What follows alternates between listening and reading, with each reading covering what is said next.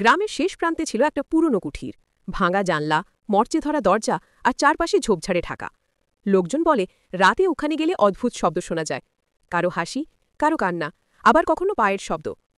একদিন গ্রামের ৩ বন্ধু ঠিক করল তারা সত্যিই জানবে ভূতের গল্প নাকি গুজব।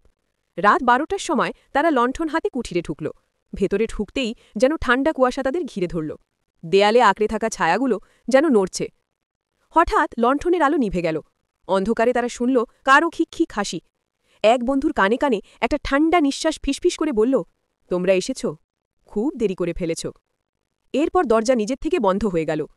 ৩ জন চিৎকার করে দরজায় ধাক্কা দিতে লাগল। বাইরে থেকে কেউ শোনারই ছিল না।